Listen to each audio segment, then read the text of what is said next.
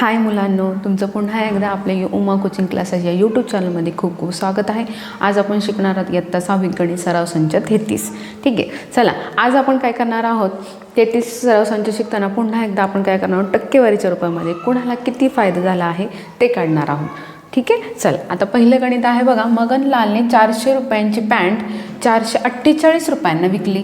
200 रुपयांचा शर्ट 250 रुपयांना विकला, तर यापैकी कोणता व्यवहार अधिक फायदेशीर झाला? आता मला सांगा, मगनलालने किती 400 रुपयांची पॅन्ट 448 रुपयाला विकली आणि 200 रुपयांचा जो शर्ट आहे तो 250 रुपयांना विकला. बघा आता इथे आपण लिहूया पॅन्ट. काय लिहूया? पॅन्ट. आणि इथं लिहूया शर्ट. ठीक आहे, आता बघा इथे तुम्हाला सरळ सरळ दिसते की इथे काय झालं आहे, मगनलाला पॅन्टच्या ह्याच्यावर किती 48 रुपये नफा झाला आहे. किती?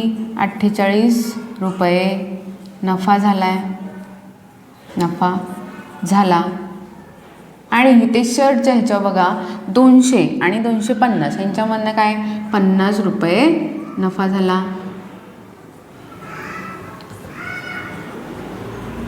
ठीक आहे, इथपर्यंत कळलं. आता बघा हे पूर्ण काढण्यासाठी आपण सराव संच 31, 31, 32 आणि इथपर्यंत आपण पाहिलं की नफा आणि तोटा कसा काढायचा ते. ठीक आहे, आता आपण काय करत आहोत, डायरेक्ट काढत आहोत. ठीक आहे, आता सांगा मला प्रत्येकाची खरेदी किंमत काय आहे? प्रत्येकाची खरेदी किंमत वेगळी आहे. बघा पॅन्टची खरेदी किंमत आहे 400 रुपये, आहे की नाही खरेदी किंमत. आणि शर्टची खरेदी किंमत आहे 200 रुपये.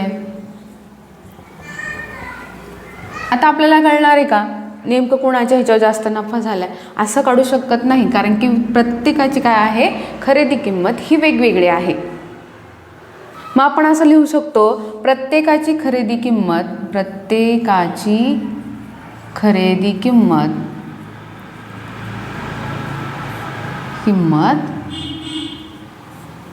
मात्र वेगवेगळी आहे.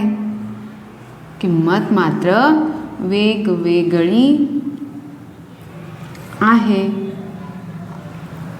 त्यासाठी आपण काय करणार आहोत, नफ्याचं शेकडेवारीत रूपांतर करणार. म्हणजेच तुलना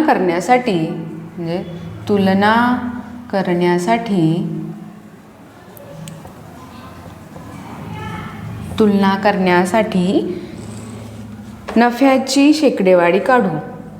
नफ्याची शेकडेवारी काढू. ठीक आहे, हे लिहायचं आहे आपल्याला, कारण की काय होतं माहिती आहे का, आपल्याला हे लिहिलं तर कळणार नाही आहे, कारण की प्रत्येकाची काय खरेदी किंमत ही वेगवेगळी आहे.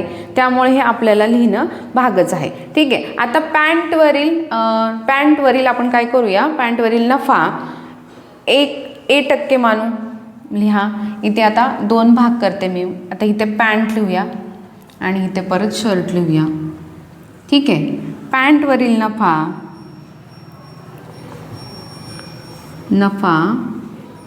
1% मानू आणि शर्टवरील नफा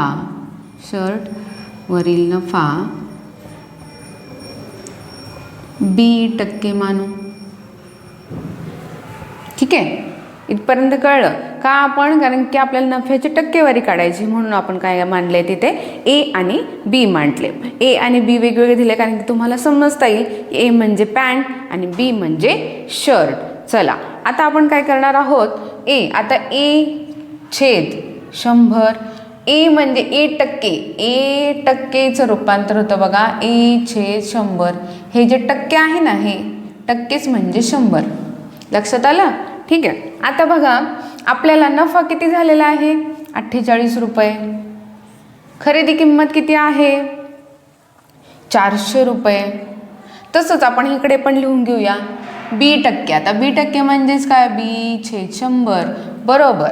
आपल्याला नफा किती झाला शर्टवर 50. किती रुपयांनी झाला आहे, किती रुपये खरेदी किंमत होती तेव्हा 200 रुपये खरेदी किंमत होती.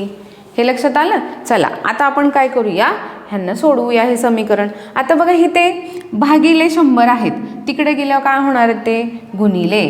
दुसऱ्या बाजूला जाताना बरोबर चिन्हाच्या दुसऱ्या बाजूला जाताना ते काय होतं गुणिले होतं. गुणिले 100 छेद 400. इकडे पण बघा बी, हा बी तसाच राहिला बरं, ठीक आहे. आणि हा 100 जो आहे तो तिकडे जाणार आहे. 50 गुणिले 100 छेद 200. बघा मी थोडासा कॅमेरा खाली घेतला आहे. बघा अंशाचं 1 0, छेदायचं 1 0, अंशाचं 1 0, छेदाचं 1 0 गेला. आता सांगा मला किती राहिले? 48 भागिले 4. आता 48 भागिले 4 यांचा भागाकार करून घ्या. 4 1 4 0, 4 2 8 0 म्हणजेच 12. 12 काय आलं? 12%. ए म्हणजेच 12%, म्हणजेच शर्टवर पॅन्टवर त्यांना 12% नफा झाला. आता आपण शर्टकडे येऊया. बघा अंशाचा 1 0, छेदाचं, अंशाचा 1, छेदाचा 1. ठीक आहे. उरले किती? 50 छेद 2 आणि बी. आता ठीक आहे. आता 50 भागिले 2 करा. 50 भागिले 2. बे दुणे 4, 5 4 गेला 1, वरतून घेतला 0, बे पंचे 10. ठीक आहे. आता इथे किती राहिले मग झाले टक्के? 25%. आता मला सांगा कोणाचा जास्त नफा झाला? शर्टच्या खरेदीवर त्यांच्या शर्टच्या व्यवहारात अधिक फायदेशीर ठरला की नाही त्यांचा? कारण की इथे बघा 12% आहे, इथे 25% आहे. म्हणूनच आपण लिहू शकतो शर्टचा व्यवहार अधिक फायदेशीर ठरला. आता मला जागा नाही आहे, तुम्ही इथे लिहा. आता मला जागा नाही म्हणून मी इथे लिहिते. शर्टचा व्यवहार अधिक फायदेशीर ठरला.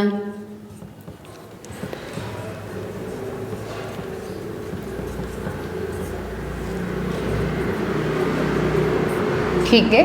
चला, कोणाला स्क्रीनशॉट काढायचा तर काढून घ्या. जाऊयात पुढच्या प्रश्नाकडे. बघा दुसरा प्रश्न आहे. रामरावने 4500 रुपयांस खरेदी केलेले कपाट 4950 रुपयांस विकले.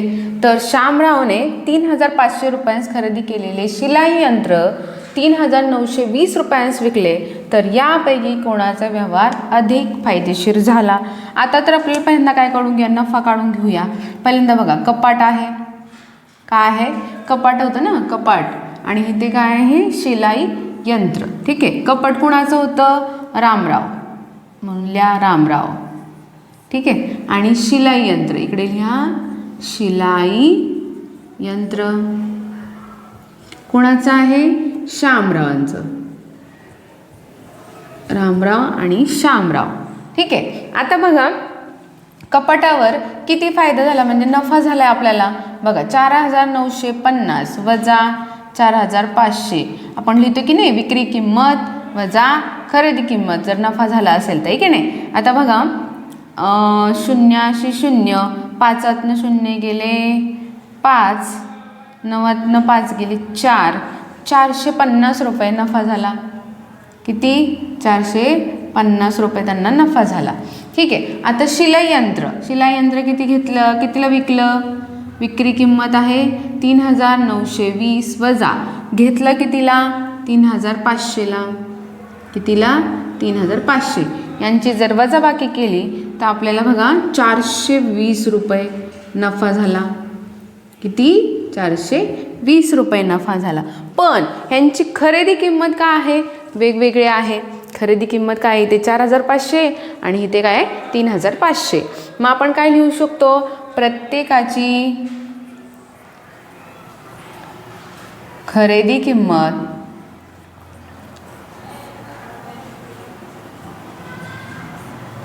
वेगवेगळी आहे.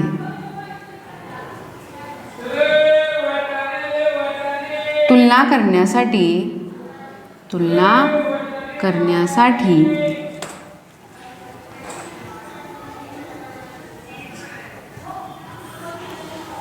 करण्यासाठी नफ्याची शेकडेवारी काढू. नफ्याची शेकडेवारी काढू.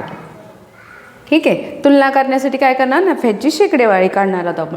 ठीक आहे. चला आता आपण काय म्हणूया? कपाटावरील नफा x% मानू किंवा a% माना, a% मानू, ठीक आहे. आणि आता इथे काय, शिलाईवरील नफा, शिलाई यंत्रावरील म्हणा, शिलाई यंत्रावरील नफा b% मानू, ठीक आहे. आता आपण a%चं रूपांतर करून घेऊया. काय, a/100. आता आपण काय लिहिणार आहोत, नफा किती झाला आहे, तो नफा 450. किती खरेदी किंमत काय होती, विक्री किंमत काय होती, खरेदी किंमत काय आहे 4500, ठीक आहे. आता b%चं करून घेऊया. b/100, ठीक आहे. नफा किती झाला 420. खरेदी किंमत काय आहे 3500. आता बघा, हा 100 आहे, तिकडे गेला काय होणार आहे, 100 हा भागिले आहे, तिकडे गेलं गुणिले होणार आहे. म्हणजे a बरोबर 450 गुणिले 100 छेद 4500, ठीक आहे. आता इकडे b बरोबर 420 गुणिले 100 छेद 3500. बघा, आता अंशाचं 1 0, छेदाचं 1 0, अंशाचं 1 0, छेदाचं 1 0 गेला.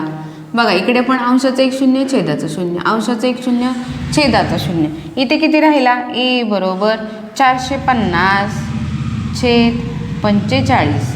आणि इकडे काय राहिला, b बरोबर 420 छेद 35. आता बघा, 450 भागिले 45, ह्यांना यांचा काय करा, भागाकार करा. 445 छेद भागिले 45. 45 1 45, 0 0 वरतून घेतला 0, 45 0 0, म्हणजेच आपलं काय राहणार आहे, a बरोबर 10%. किती मिळाले आपल्याला, a बरोबर 10%. आता इथे बघा, 420 भागिले 35 आहे. किती, 420 भागिले 35. आता 35च्या पाड्यामध्ये 42 आहे का, नाही, पण 35 आहे ना. 35 1 35. आता 42 मधनं 35 गेले, किती राहतात बघा, 7. किती राहिले, 7 राहिले. वरतून घेतला 0, 35 दुने 70, किती आला 12%. म्हणजेच b बरोबर 12%. आता मला सांगा, हा 10% एचा आणि बी आहे 12%, कोणाचा जास्त नफा जास्त झाला, फायदेशीर ठरला, तर शामरावांचा व्यवहार अधिक फायदेशीर ठरला. इथं लिहून घ्या, शामरावांचा व्यवहार अधिक फायदेशीर झाला. शामरावांचा व्यवहार अधिक फायदेशीर झाला, ठीक आहे. चला, आता आपण तिसरा प्रश्न सोडून घेऊया.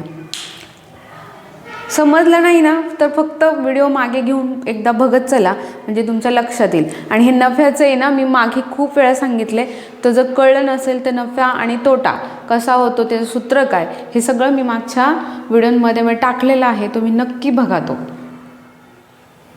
बघा, तिसरा आहे शेवटचा. हनीफने 50 रुपयांची एक पेटी 50 सफरचंदांची आहे. 50 सफरचंदांची एक पेटी 400 रुपयांना खरेदी केली.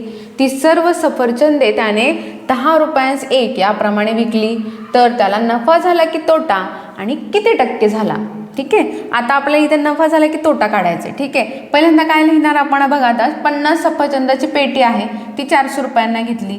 किती, 400 रुपयांना. बघा, सफरचंदाची खरेदी किंमत, सफरचंदाची 50 सफरचंदाची 50 सफरचंदाची खरेदी किंमत बरोबर 400 रुपये, ठीक आहे. आता ती सर्व सफरचंद त्याने 10 रुपयास एक म्हणजे एक सफरचंद त्याने 10 रुपयाला विकलं. एका सफरचंदाची किंमत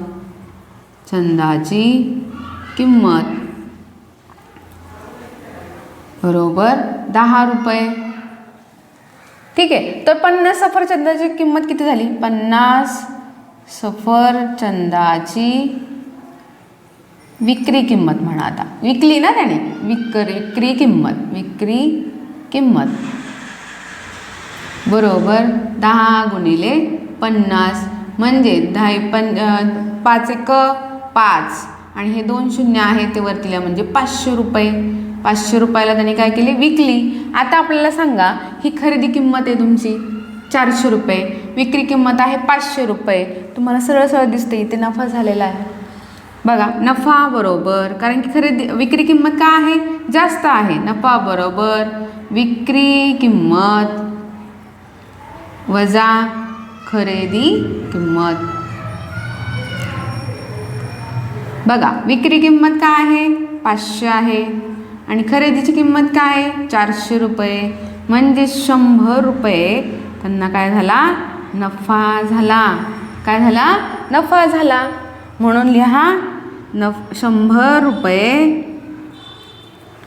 नफा झाला. ठीक आहे. आता आपल्याला सांगितलंय किती टक्के. आता नफा झाला हे कळलं, पण किती टक्के झाला ते काढण्यासाठी आपण काय करणार आहोत? बघा, आता टक्केवारी. काय करणार आहोत? टक्केवारी लिहिणार आहोत. बघा, आता सफरचंदावरील नफा x% मानू आपण. सफरचंदावरील